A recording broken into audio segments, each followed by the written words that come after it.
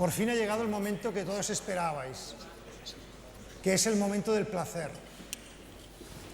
No sé si os habéis enterado, pero al inscribiros a este congreso, aparte de saber que íbamos a hablar de lo común, que obviamente nos interesa a todos, la organización dividió los debates en 3 partes, siguiendo la famosa tríada vitruviana. Pero aquí se cambió un poco los títulos y se supone que hablamos primero de arquitectura y cobijo, después de arquitectura y eficacia, que ha sido esta mañana, y por fin el momento que todos esperábamos, que es arquitectura y placer. Yo creo que de momento nos está dando mucho placer estar aquí estos días compartiendo con estos cracks de la arquitectura y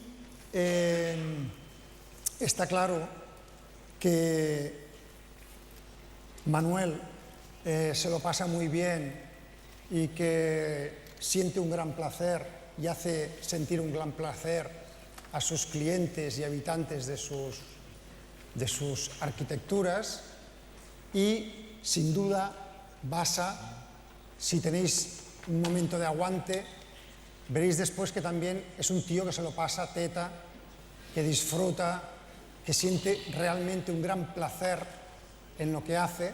Sabéis que placer también siempre va unido a sufrimiento y, por tanto,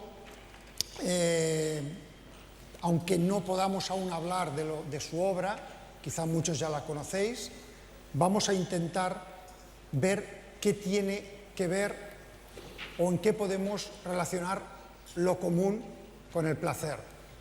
El placer es una cosa onanista, la hace cada uno a solas, en la intimidad, o el placer es precisamente algo que compartimos, por tanto es algo comunitario, algo en común, y aunque sea de forma un poco provocativa, yo quería preguntarle a Manuel qué tal se lo pasan sus clientes en su casa, en las casas que haces, si se quejan mucho de que hay que repintarlas cada año o realmente se encuentran a gusto y felices. Y por supuesto, José María Fidalgo creo que también es un personaje adecuadísimo para que nos hable del placer también que es la gestión de lo común, de lo público, a lo que lleva dedicado toda su vida y que yo desconocía esta pasión por lo arquitectónico que celebro también de forma muy placentera, porque ojalá toda la sociedad, todos los políticos, pero la gente de la calle se interesase más por la arquitectura, criticase más la arquitectura, participase más en la arquitectura que le hacen delante de su casa y no pensase que eso de la arquitectura es algo de los arquitectos, sino realmente algo común, algo social, algo del cual todos tenemos derecho a disfrutar y a quejarnos. Bueno, quejas hoy pocas, pero ¿ha habido alguna de algún cliente que se sienta un poco intimidado por tus bellos espacios? Sabes, yo las casas realmente es el programa que más me gusta hacer, o más nos gusta hacer. El programa que más nos gusta porque es el programa donde tienes una participación mayor de los clientes. Entonces esto es una cosa que todos sabemos, ¿no? Que dibujas la casa del presidente de una compañía, te encontrará 50 veces. Te dibujas la sede de la compañía, que es 50 veces mayor que la casa, y lo encuentras 3 veces. Entonces también te da un poco la relación que las personas tienen con la casa, que es diferente de la relación que tienen con los otros programas. Yo, lo que me gusta más de los programas de las casas es la forma, lo acerto, cómo se puede seguir discutiendo la casa con los clientes. Yo creo que los clientes son una parte muy importante del programa y del problema. No son los clientes que deciden tu arquitectura, obviamente, no. creo que los clientes no deben decidir nada, pero los clientes interfieren mucho porque siguen precisando el problema y la arquitectura, la respuesta de la arquitectura están en la pregunta. Entonces, la cosa bonita de las casas es que quizá más importante que el lugar, quizás más importante que el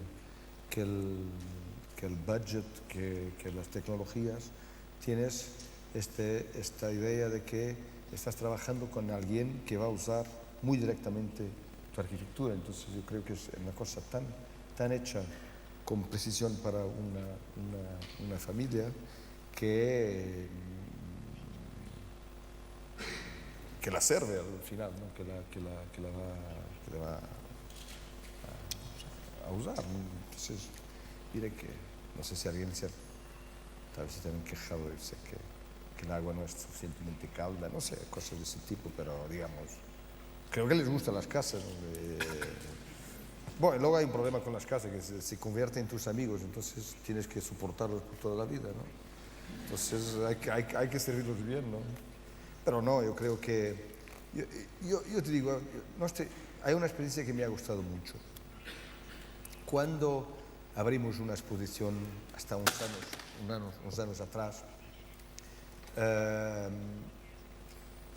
en el Centro Cultural Belém teníamos una maqueta muy grande a escala 1:5, entonces era enorme y se entraba por abajo, porque se entraba y se miraba, estabas dentro de los pasos de la casa, ¿no?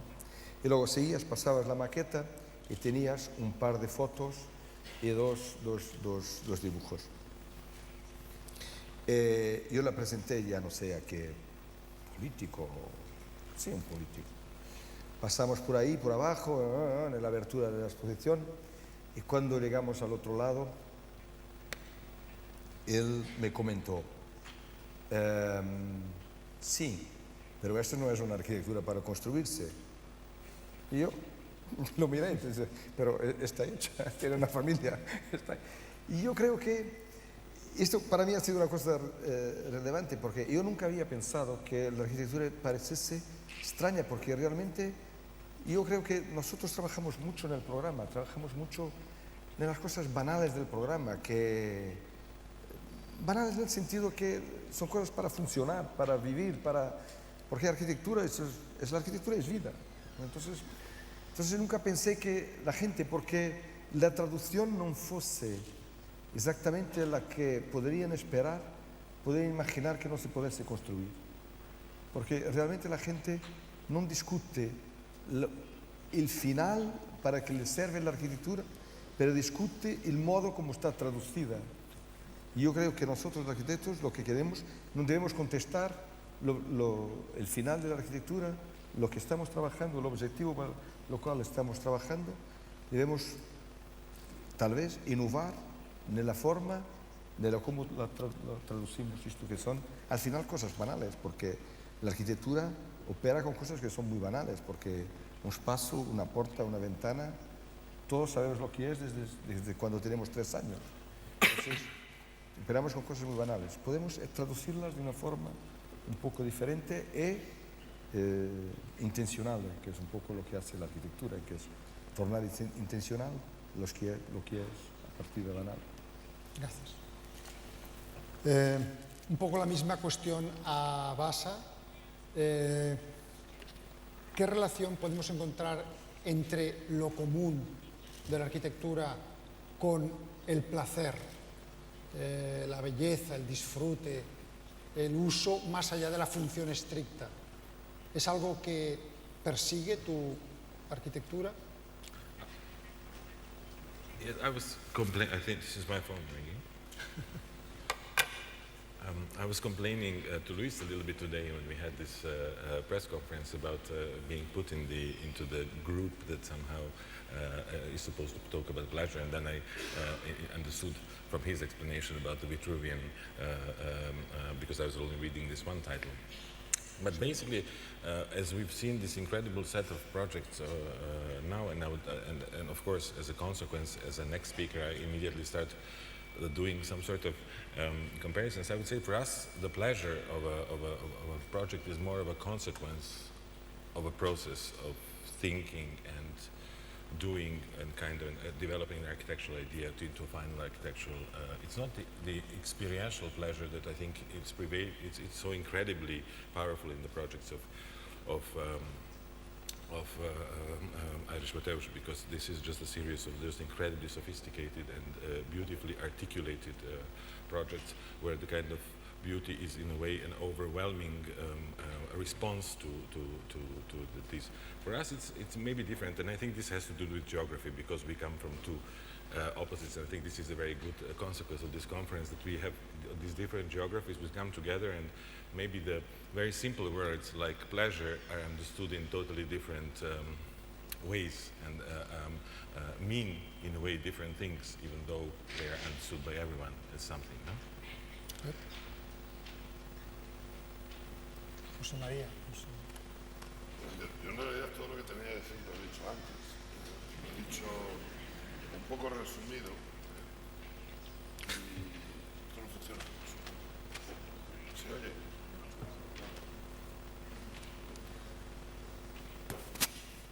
¿Compartimos? ¿Podemos compartir? Mételo aquí. Ir preparando preguntas también, que luego llega el turno de los oyentes. ¿Se oye ahora? Sí. Bueno, decía... What do you mean? You don't hear me? No, gracias. Decía que yo lo que he querido decir lo he dicho antes, y creo que es muy importante que hablen ellos, ¿no? Pero de lo que dije antes os remarco una cosa. Lo de los estímulos eficientes y las emociones eficientes. Esto tiene mucha importancia para la vida del ser humano y para la vida de la especie. Esto es para la supervivencia de la tribu. Esto lo saben los neurofisiólogos. Yo no soy neurofisiólogo, pero me sigue gustando la neurofisiología. Yo soy cirujano ortopédico. He vuelto a trabajar a mi hospital. Pero incluso algunos divulgadores de la neurofisiología, pues como Antonio Damasio, que lo podéis leer porque está traducido, hablan de esto. Y esto tiene mucho que ver con la inteligencia y con la memoria de la tribu. O sea, no es nada banal. La reconstrucción de la condición necesita de esto. Y la condición humana está metida en un proceso de entropía tremendo. Y una de las maneras de producir entalpía es tensar esos cables. Porque si no desaparecemos como tribu, desaparecemos como especie, y tenemos enfrente una fuerza tremenda. Esto es así. Entonces, es tan así que este tipo de estímulo, que es la belleza, y luego diré una cosa de nuestro amigo, forma parte del cerebro profundo, del paleoencéfalo. Nos viene de los ancestros.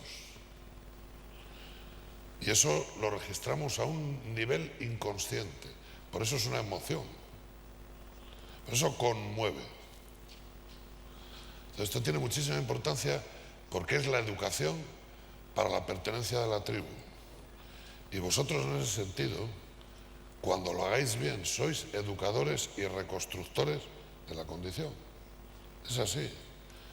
Entonces, yo veía tu presentación. O sea, tu presentación es un proceso constante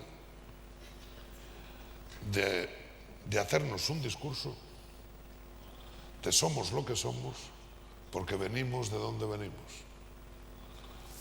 Estás hablando continuamente del techo y del claustro. Cuando la arquitectura consistía en hacer habitáculos, y esto es muy mediterráneo, porque claro, que somos mediterráneos, ¿no? Posiblemente los nórdicos esto no lo podían hacer, tenían otra climatología, tenían otra no luz, ¿no? Se iluminarían con velas, supongo, pero han vivido alrededor del peristilo, han vivido... ¿Esto es mejor o peor que una torre muy hermosa. Es distinto, pero yo creo que es necesario. Es necesario verlo y es necesario sentirlo. Pues yo creo que si no, iremos para atrás. Yo creo que ha habido un proceso de deshumanización, pero no de la arquitectura. O sea, la arquitectura, creo que como todo, hay arquitectura buena, arquitectura mala, y hay muchas maneras de hacer arquitectura buena. Pero yo creo que lo troncal no se puede perder nunca. Y una última reflexión, porque luego te vas a dirigir a ellos y que la gente les pregunte, pero yo creo que los invitados importantes son ellos no. Una cosa importante, vamos a ver, es como una arenga a los jóvenes. En el congreso anterior, posiblemente algunos de vosotros estuvisteis, quizá, hubo aquí algún arengador importante. Por ejemplo, Diebedé, que se dirigió a gente como vosotros o alguno de vosotros diciendo que ibais a ser jefes. Y explicó por qué él era jefe. Él no trabaja en su tribu, en África, y trabaja en una universidad europea muy importante y es un arquitecto importante, pero en verano vuelve allí y construye con y para su tribu.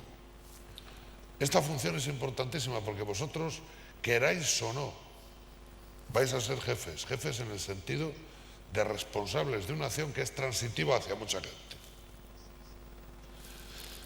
Y por último, lo de la ética y la estética. Bueno, esto es recurrente, de esto se ha escrito mucho. Incluso algún filósofo contemporáneo español que tiene cierta calidad dice que la estética es la ética de la juventud y la ética es la estética de la madurez. Vosotros estáis en el proceso de transición de la juventud a la madurez, que tiene sus ritos de paso, y uno de ellos es la graduación, ¿no? Entonces, es muy importante que deis ese paso. La estética al principio viene de la imitación. O sea, nosotros cuando somos niños y dibujamos, a mí me gustaba mucho dibujar de niño, ¿no? Y entonces dibujaba cosas bonitas que había visto en otro dibujo, o que había visto en un libro, o que había visto. Y luego ya entra en función otra cosa, que ya no es la copia, la repetición. Entra la reflexión personal de la que os hablé antes. Y es muy importante que os incorporéis a eso, porque vosotros podéis emitir mucho. Y sin vosotros, esto no va a funcionar. O sea, aunque hicierais unas cosas tan hermosas como las que habéis visto aquí, y produjerais esas bellezas, y las copiarais, y las difundierais, porque el mundo es muy grande, fracasaríamos y fracasaríais. Sois vosotros lo que tenéis que decir cómo queréis hacer las cosas y por qué, y darles otra lectura y componer otra estética.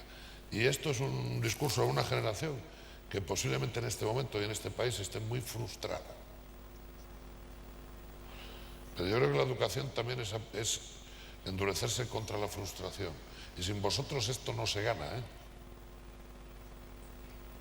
Yo creo que esto que estamos hablando, lo de la belleza y lo de la reconstrucción de la condición y lo de los individuos para la tribu, y la tribu que es la que nos permite ser individuos, esto es parte de vuestra formación. Termino nada más con una pequeña cosa que la he contado en algún otro sitio, para que por lo menos veáis cómo os veo yo. O sea, yo estoy viendo. Hay una leyenda prehomérica que trata de Aquiles. Entonces Aquiles, como sabéis, era hijo de una diosa, Tetis. Y entonces Aquiles, su madre, como diosa, era omnisciente y sabía todo lo que le iba a pasar. Y sabía, entre otras cosas, que la muerte le esperaba en las murallas de Troya. Y entonces lo quiso guardar y lo recluyó en un gineceo y lo tuvo allí hasta la adolescencia, camuflado y vestido de mujer y tal. ¿Y cómo se hizo adulto Aquiles? Entonces Aquiles se enteraron, y los aqueos, cuando estaban armando la coalición contra Troya, y el estratega de la coalición aquea, que era Odiseo, Ulises, le fabricó unas armas a la medida de Aquiles y fue a buscarle con una nave. Y le dijo: como todos los hombres eres único y como todos eres mortal, son las dos cualidades de la condición humana. Tú sabes a dónde vamos. Tú sabes que nuestra guerra asusta. Eso lo dicen todos los estrategas. Y tú sabes, porque te lo voy a decir yo, que sin ti esta guerra no se puede ganar. Os lo digo porque en esto no tendréis suplentes. En esta guerra por la civilización y por la reconstrucción de la condición humana y de las civitas y de la polis, no hay suplentes. Sois necesarios todos y todas. Aprovechar la formación y, como le dijo Odiseo, súbete a la nave, y Aquiles subió a la nave, dejó el gineceo y se fueron a Troya. Y sabía que iba a morir en Troya. Vamos a morir todos. Lo vamos a pasar todos muy mal. Todos. Pero lo que no podemos es desperdiciar la mochila que nos han dado. Y no creéis que esas mochilas están tan repartidas como en las escuelas de arquitectura, ¿vale? Es buen aprendizaje la arquitectura, supongo que para la vida. Entonces, es todo lo que quería deciros. Y he hablado demasiado. Entonces, es un lujo poder deciros estas cosas. Pero claro, es mucho más importante que os la digan gente que va una cohorte delante de vosotros y que lo han experimentado y os enseñan cómo hacerlo.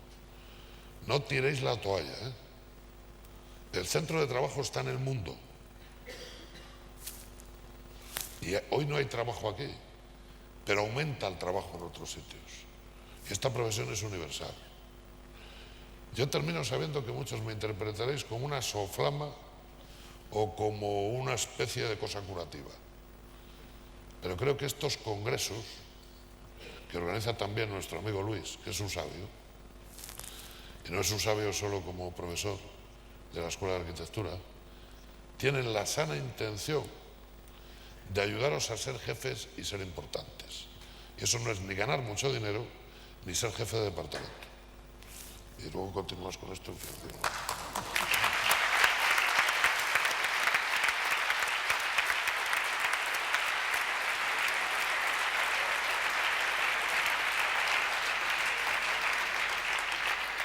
Está clara la madera de liderazgo y que hemos perdido un gran arquitecto en España, pero bueno. Ahora os toca a los jefes, los futuros jefes, intervenir. A ver qué os interesa de estos personajes, y desde luego yo también estoy convencido de que tendréis una vida muy placentera haciendo de arquitectura, construyáis más o menos, pero realmente es una vida, es una pasión y por tanto ánimos a todos, que realmente en la construcción o en ser una vedette no está la felicidad profesional ni personal, pero desde luego, a diferencia de otros, un arquitecto con muy poco puede realmente ser un creador y por tanto un ser humano realizado y ayudar en su sociedad. A ver, jefes, preguntas.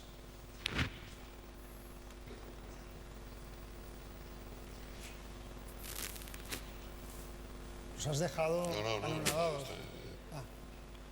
Al cielo.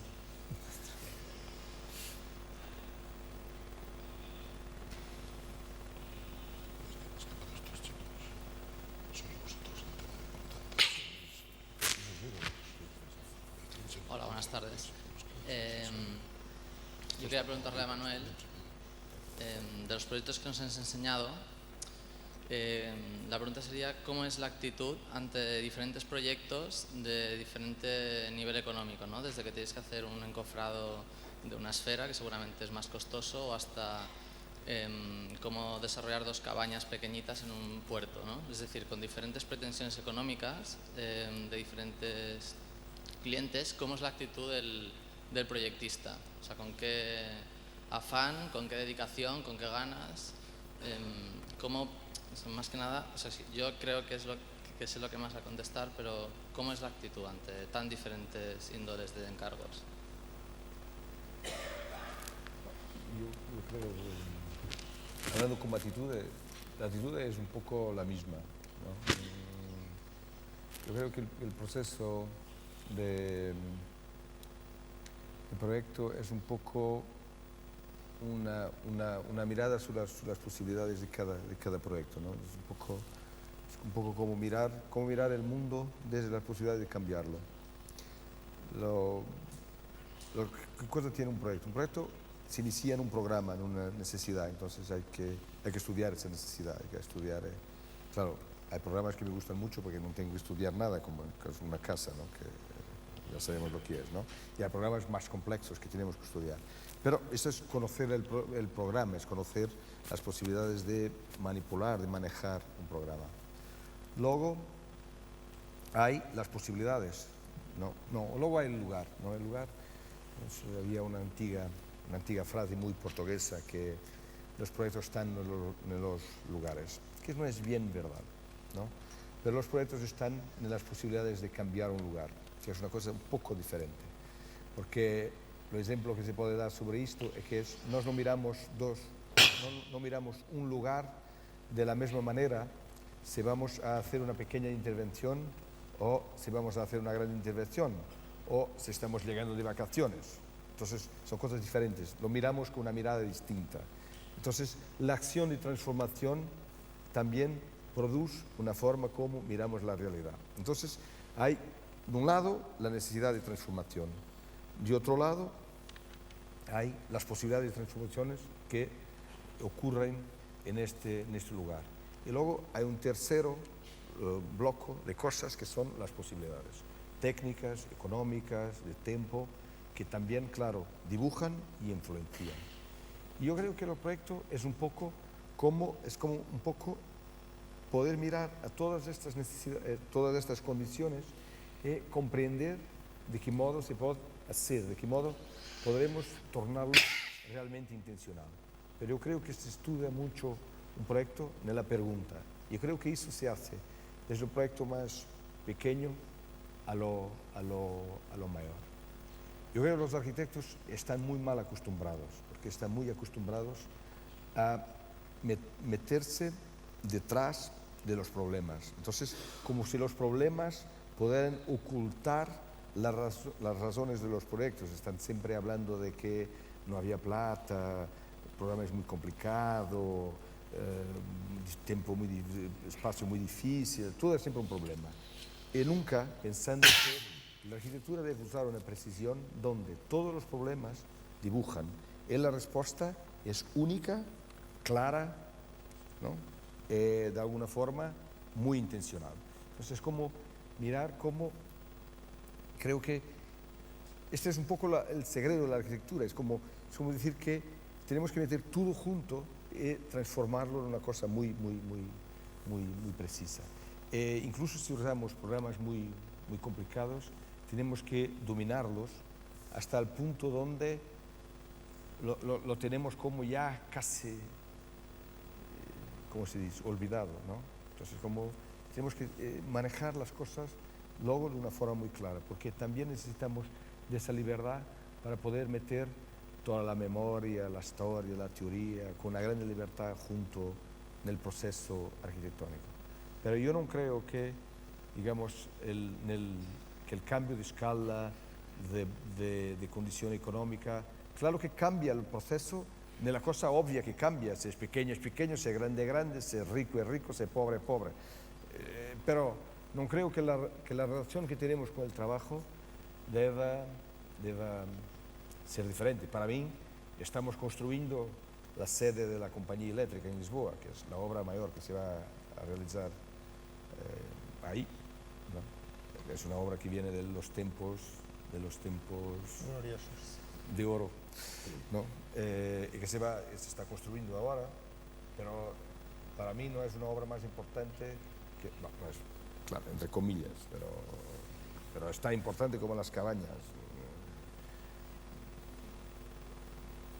Solo que todas las condiciones son diferentes, todas las condiciones, todos los medios son diferentes, pero la relación que tengo con el proyecto es la misma. Manuel comentaba también antes que un poco envidia la precisión esta que puede tener un escultor que ha hecho realmente una propuesta justa y que sin quejas, sin reproches, presenta lo que es su obra. Y de alguna forma en la arquitectura también Sí, sí, debe aspira ser. un poco a digamos, claridad y justicia. Tal vez Bassa también quiera un poco dar su opinión al respecto de si realmente hay más placer o menos o diferente, si el encargo es de un tipo, de otro, mayor, si ya lo has repetido, si es nuevo. ¿Cómo respira tu estudio al respecto de diferentes encargos? I don't think so. I think there is this intrinsic logic of a project that develops while you work on it, in the process of working on the project. And as Manuel said, I don't think it has to ever, or very often, it has nothing to do with the scale, or it has absolutely nothing to do with the scale. Sometimes it's much more difficult to develop a logic of a project for a very, very tiny project than to come to a conclusion of a project which satisfies you and is in fact extremely, extremely small. And sometimes projects of a large scale can have a kind of a banality that you don't want to see in your own work. And this is a very difficult issue to resolve sometimes, especially if you are interested in very small programs. Personally, no? But I think there is this logic of a project which is intrinsic to that particular project, which develops through time in that particular project, which hopefully, well, as architects we at least hope, is visible also in that project in the end. So somebody, being it an architectural critic or user or somebody third, has to be able to perceive it as some sort of added value to an environment that we inhabit, maybe, or a different definition for this small environment that we are trying to put our thing in. So, but it is basically a logic which is the same regardless of scale. The precision of a sculptor, I think very often as architects we are very sloppy. No? We tend to be very sloppy and we tend to take things easy, either in terms of the use of technique or the use of construction methods. Or sloppy in other ways, in kind of intellectual ways, in the ways that we do not finish maybe our thoughts in the buildings, of course, because the buildings are somehow the material consequence of our processes of thinking, as precise as we would like to do. So this is, I think, maybe a problem. And I think with the artists it's different. They have maybe the patience, maybe more patience, maybe more time, maybe more a kind of a freedom, a kind of a level of freedom that you as an architect very often don't have. So we should not really compare ourselves to artists. We have been seeing comparisons in the last few days, but I don't. Are you looking for to give pleasure? You don't agree? No. Okay. I don't think. I think there is a kind of a level of responsibility of architecture that is maybe not required from art. I think art is much more responsible very often than architecture, but I think there is a level of responsibility which is required from architecture for the simple fact that it's going to pollute our environment for the next 100 years. You know, you can remove a piece of art relatively easily unless you're talking Michael Heitzer or something, you know. So this, I think that as architects, you have a little bit more. Of course, there are borders, there are borderline conditions in between the two professions. But Yeah, but I was also obviously there's a point that you mentioned that is absolutely correct. I mean, there's this kind of important responsibility about. ¿Se oye bien? Sorry. But there's this connection about, and of course, this responsibility, social responsibility of architecture. But the point that I'm interested in is not so much this point. It's a point on the process. What I like on the work of a sculpture, it's this kind of precision and this kind of idea of no excuse. The reality is all there. And this kind of precision, I think that it's something that we as architects we have to achieve. We cannot stay longer working in the condition that it's enough because it's built, it's enough because it solved the problem, it's enough because it's fashion or it's there or it's... And I think that we have to, discussing architecture in this kind of levels that we are all discussing here, we have to discuss this on this level where the precision, it's about intentions that we find out also in sculpture. Then, of course, it's a different attitude, it's a different subject, it's a different function, everything is different. But what I'm interested in compare, it's the kind of process and the kind of attitude and the kind of responsibility as artists that we have, it's exactly the same that a sculptor or a painter or a poet have. Yep. Except that with art it is very difficult to achieve, with architecture, sometimes I have the feeling it's very difficult to achieve the level of critique that art can have of the society, the directness of art. It's kind of a question. But I was reminded by this beautiful talk that we heard before, if I can go on without having a question, of another set of conferences when I was a student, which was already quite a few years ago, in Amsterdam in the 80s or 90s, there was a series of conferences which were called Art Meets Science and Technology in a Changing Economy. And this was the idea of putting together scientists, artists, and religious leaders at that time. No? I think that today, especially with this, with the input that has been given from external to architects, we also realize, and this may be an idea for people from Arquitectura and Sociedad, next time that this debate should be much more intense in a way that as architects we should probably open the fields a little bit further, and that the debate should be maybe on a, not on a level of introduction and this kind of wonderful comments that we hear, but on a level of maybe a confrontation of the ways of thinking, because I think that only in this way you can only enrich the architectural universe through this. No? Bueno, ya tenemos sugerencia de temas para el año que viene. Luis has a question.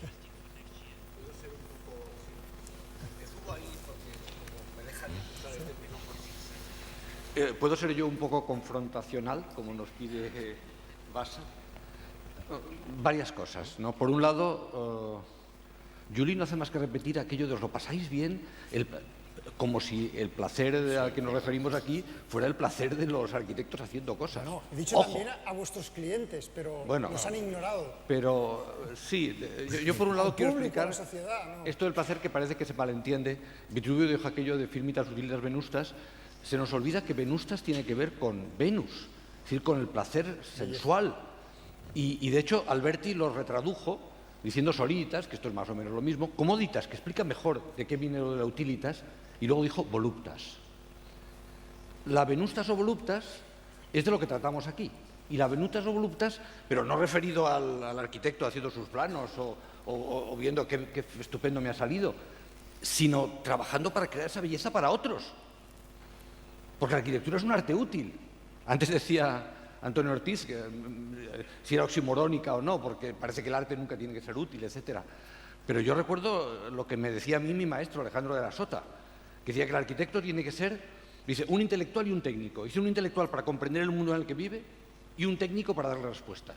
Dice, y si algunos llegan a ser artistas, pues santo y bueno, ¿verdad? Porque el espíritu sopla donde quiere, pero no lo debe procurar como tal.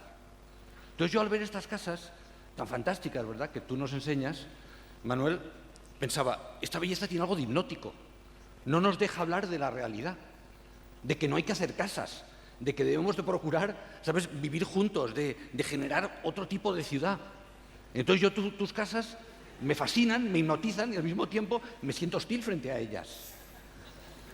Y ese es el tipo, digamos, de confrontación que me gustaría establecer aquí, porque vamos a decirlo claramente, la arquitectura no es solamente una profesión del sector servicios, es una profesión de servicio. Se hace para otros, no se hace para nuestra propia complacencia.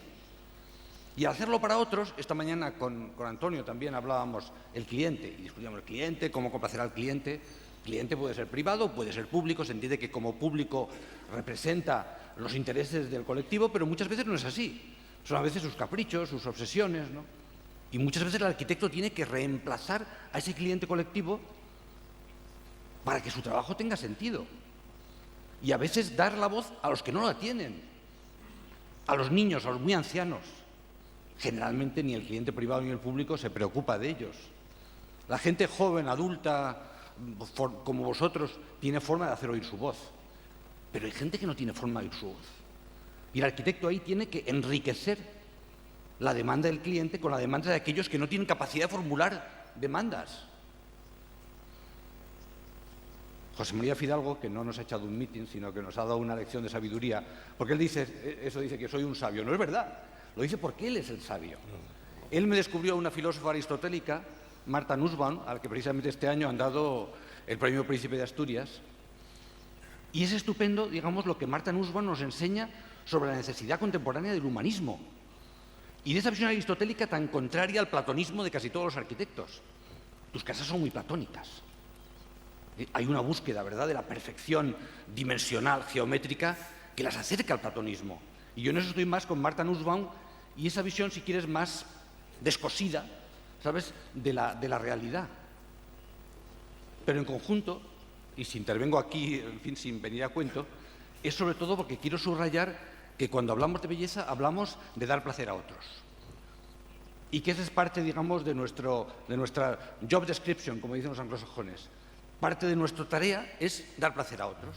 Y sobre todo a aquellos a los que nunca van a tener la ocasión de decirnos lo que desean o lo que necesitan, interpretarlos. Y esa es parte de nuestra dimensión ética, a la que también, y yo creo, y con tanta elocuencia, ha hecho alusión José María Fidalgo. Pero me disculpáis por esta interrupción. Esto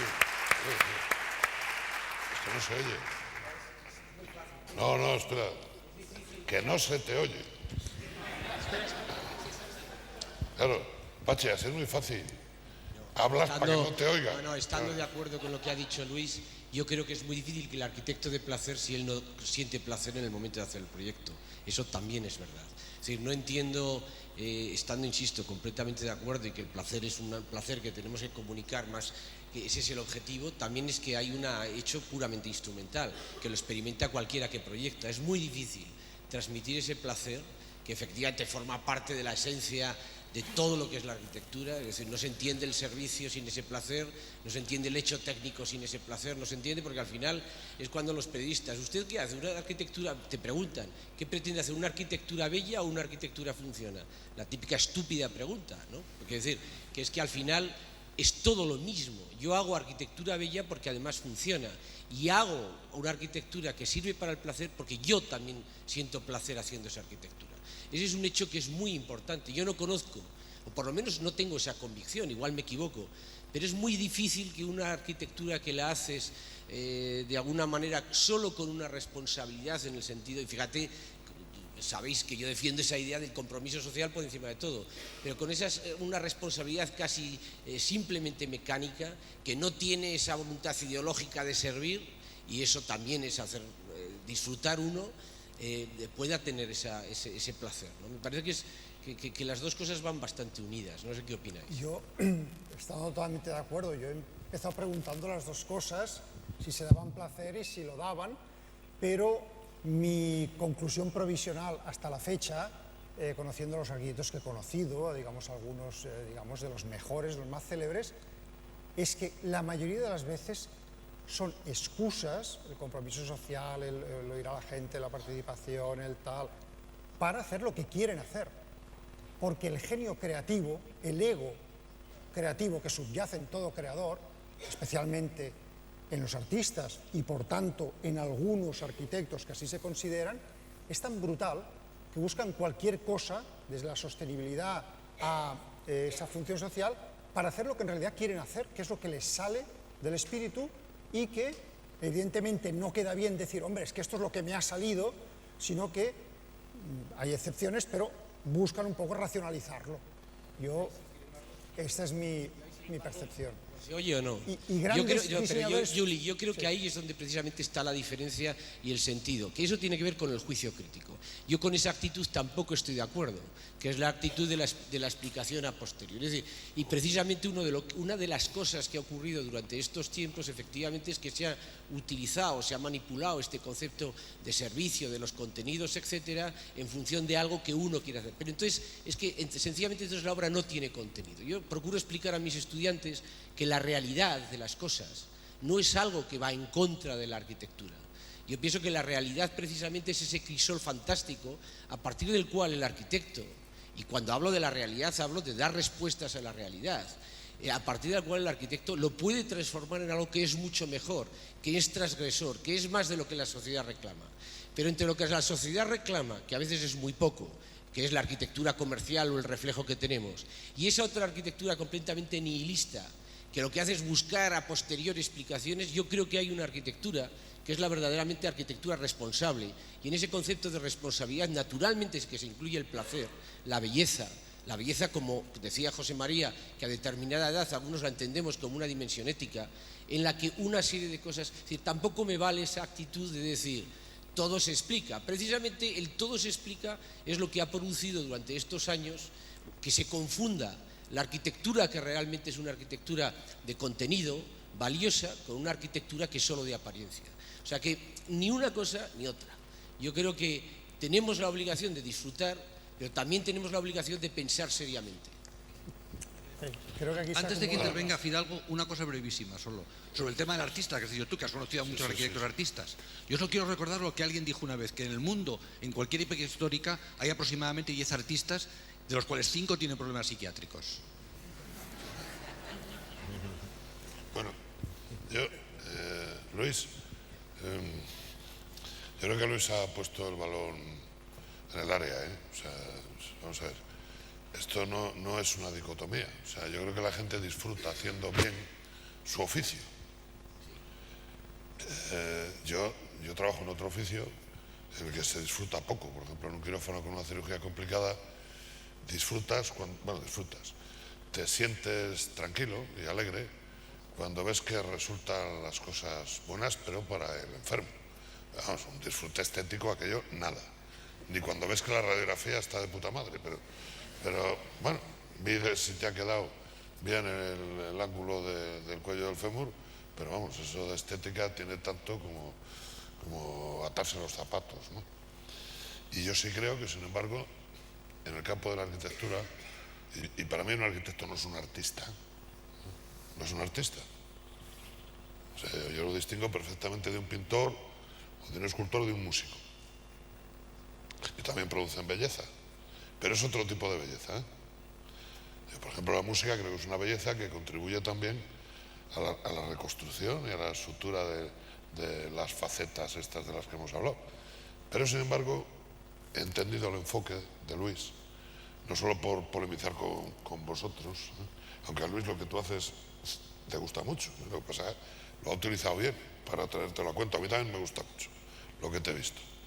Pero yo creo que la belleza, en el sentido en que lo ha comentado Luis, es la belleza que debe producir el arquitecto y que tiene que ver con la ética. Entendiendo, ética viene de ethos, que es el conjunto, la gente que está alrededor. O sea, ética no es una religión, ética no es...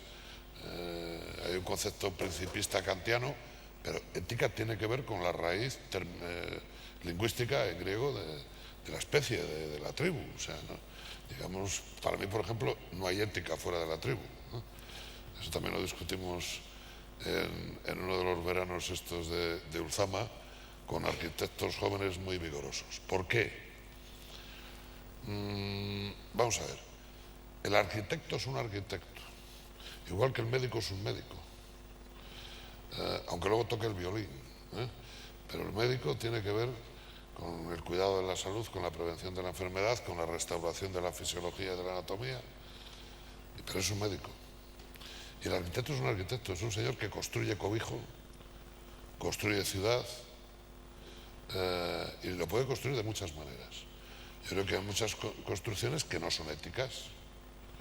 Por ejemplo, construcciones que despilfarran, construcciones que no se adaptan a las necesidades de la gente. Adaptarse a las necesidades de un cliente como los que tú tienes es tan difícil como construir un guante con materia dura, no sé, porque es que es muy difícil interpretar. Posiblemente cuando se lo hayas hecho tan bien como lo haces, haya sabido más de sí mismo que antes, o haya entendido una cosa que no había entendido nunca. Qué bonito es una casa en el sur volcada hacia un espacio interior.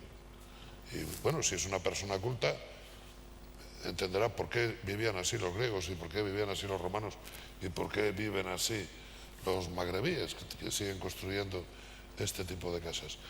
Pero yo creo que la estética de la que estamos hablando tiene que ver mucho con la ética. Y cuando antes os conté la leyenda esa, el poema prehomérico de Aquiles, en nuestra sociedad hay mucha gente que no es capaz de pasar de la adolescencia a la madurez. Y la adolescencia, os dije, es estética porque es repetición. Y la madurez es, la estética de la madurez es la ética porque es la asunción de tú como individuo para la tribu, por lo tanto como adulto. Entonces yo creo que igual que hay gente que no quiere ser adulta, y en nuestra sociedad creo que crece mucho el porcentaje de esa gente, que es gente que se implique, que se pelee, que se moje, que quiera hacer cosas para lo común, pues en vuestra profesión también tiene que haberlo. Lo hay hasta en la mía, que quieren hacer cosas que salgan en el periódico, sin mojarse mucho y sin cirugías gordas de 5 horas y farragosas, sin embargo salir diciendo que con una artroscopia le han hecho no sé quién y le han puesto células madre en el menisco. Entonces, claro, la cirugía es de guerra, ¿sabes? Pues yo soy cirujano ortopédico. Y en este caso igual. Y yo, mi alegato anterior era que paséis de la estética a la ética, porque la ética es la estética de la madurez. Y tan bello es lo que tú haces como lo que hace un señor con una torre preciosa. A mí me gustan mucho las torres también, los edificios grandes y las ciudades tal, pero me gustan los dos porque me conmueven, o sea, porque me reconstruyen, porque me llevan a una emoción que me pone en contacto con la raíz de la condición humana. Y eso es poco reflexivo. Y entonces, o se da con eso o no. Pero si se quiere dar con eso, el camino está marcado en los otros dos pilares, en la buena construcción y construcción útil. Y además, los materiales que discutís tanto, ¿no? Los materiales están sometidos a una curva de difusión de la innovación tecnológica. Pero qué curioso, esto también pasa en mi especialidad, donde utilizamos muchos materiales para implantes, que casi siempre la última innovación es menos perdurable que la innovación que hemos dejado tirada porque había otra nueva. Y ahí hay un punto de gobierno desde fuera que a mí nunca me ha gustado. O sea, lo nuevo se supone que es bueno y que da respuesta a una serie de cosas. Pero cuidado con dejar en el trastero lo que se ha utilizado toda la vida, porque con eso se han hecho cosas hermosísimas y que perviven. Yo creo que la querencia por las ruinas tiene que ver con eso. Yo, de las ruinas que tú presentaste, la que más me gustaba era el Porsche romano. Claro. Sin embargo, la ruina de tu casa que luego ganaste en el juzgado y te pusiste a hacer, esa ruina no era tan hermosa como la del Porsche romano. Y sin embargo, tu proyecto era hermosísimo, según mi criterio. El de la esfera y el del nivel subterráneo y la carencia tuya por poner abajo lo importante, que es lo íntimo y lo personal, y luego rematarlo aquello para que de lejos se viera que apuntaba una casa. Pero la casa desde fuera no se veía el perfil de la casa. Entonces, para mí, en este debate, si es que lo hubiera, he entendido que la pregunta del disfrute no era el disfrute del oficio, como un señor que repasa bien unos zapatos, le quedan bien y dice, he disfrutado. No. Yo creo que ese disfrute es otra cosa. Y es verdad que hay gente que puede tener mucho sentimiento y mucha cosa, pero vamos, me lo creo a medias, porque hay otras mediaciones detrás de ese disfrute y no solo espirituales. Y sin embargo estoy hablando, y creo que es donde está la discusión, de lo demás, y de las tres patas de la cosa esta de Vitruvio. Es que además yo creo que no pueden existir dos olas porque se nos cae. Y bueno, nosotros podemos repasar con la mirada nuestro país, o podemos pasar a ver Portugal, o tu país. Son países del sur, países donde ha habido mucha intervención excesiva, sobre todo en las costas. Esto es una ruina. Esto es una ruina. Hay mucho que reconstruir, amigos. Igual los 10 próximos años no toca construir, toca suturar, reparar espacios públicos, reconstruir como tú has reconstruido sobre una casa de estas cutres del decenio pasado, elevar una cosa, pero hay mucha tarea.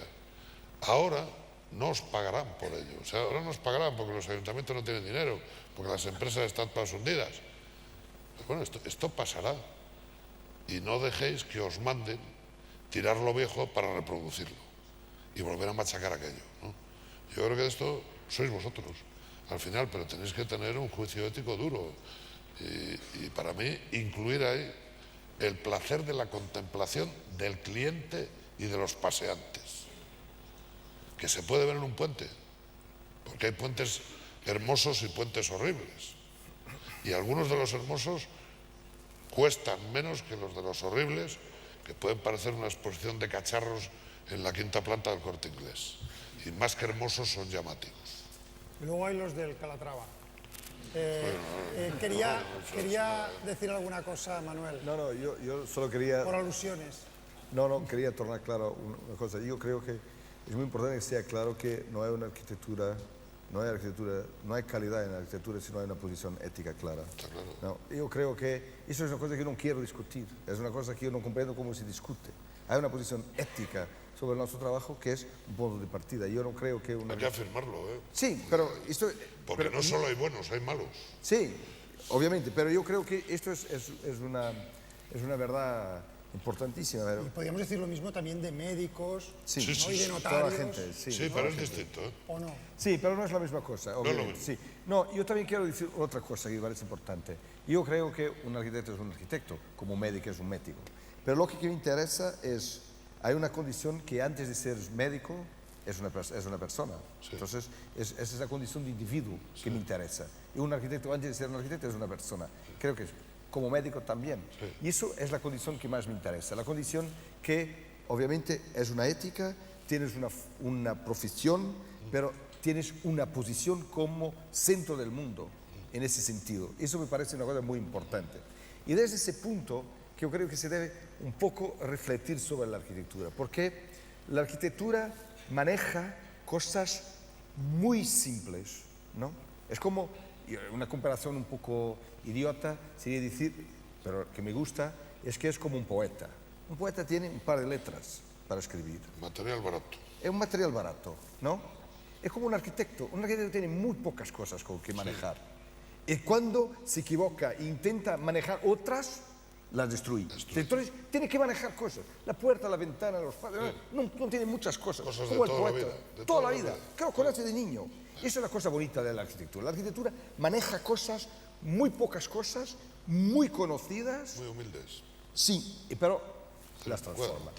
¿Cuál es luego el valor para mí del arquitecto? ¿Cuál es la virtud del arquitecto? ¿Cuál es para mí el valor del artista? Yo conto solo en 2 segundos 2 experiencias. Cuando era niño vi, porque nuestra madre nos obligaba a ir ver danza contemporánea, que era un esfuerzo horrendo para nosotros, ¿no?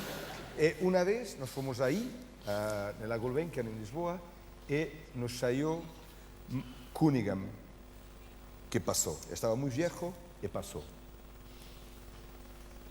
Y a partir de ahí comprendí la danza moderna. Sí. Solo porque lo vi, un minuto pasando. Y lo conto una otra historia para que se comprenda lo que me interesa realmente en esta cosa, lo que es el sentimiento de arte en la arquitectura. Una vez me llamaron para comentar el pabellón de la Serpentine de Eduardo Sisa. Cuando llegué ahí, lo vi, el monstruo, ¿no? Iba a ser un animal de madera, ¿no? Me pensé que qué voy a decir, ¿no? Porque no es fácil, ¿no?, hablar de eso. Entonces, es una cosa que me ocurrió muy claramente. Yo pasé ahí porque fui un par de horas antes, estaba un poco organizando mis ideas, tomando apuntes. He pasado un poco, cuando lo miré, comprendí una cosa. Yo no estaba preparado para lo que estaba ahí. Era una cuestión que es como en la danza. Yo no sabía, no lo conocía y por eso no lo podía reconocer. Y lo que aprendí en la danza con Cunningham o lo que aprendí con ese proyecto de Sisa es que para nosotros lo mirarmos, tenemos que reconocerlo. Aprender a mirar. Aprender a mirar, pero tenemos que comprenderlo. Y eso yo creo que ha sido un poco este aporte que me interesa, como una persona que cambia, que es capaz de combinar de un modo y darte una llave que te transforme el mundo en una cosa más rica. Yo esto desde Sisa, y vosotros tienen esa idea que antes de ese pabellón, una forma así no la podríamos hacer, ninguno de nosotros. Nos quedaríamos ridículos, ¿no? después de Sisa, lo estamos todos haciendo, ¿no? ¿Por qué?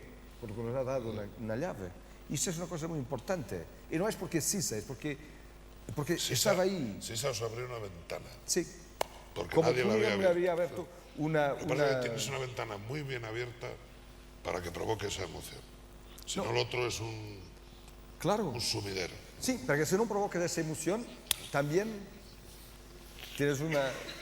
Porque yo creo que hace parte de la ética esta idea de que estás abriendo el mundo. Es parte de la ética. Abres la ventana. Abres ventanas. Esta es parte de la tua ética. Probablemente es una ética más profunda, pero es una ética. Pero es eso. Y esto es la que me interesa. No sé si... Para responder sobre ética, ¿no? Porque... Hemos acabado del placer a la ética, ascética, y no sé si lo dejamos aquí.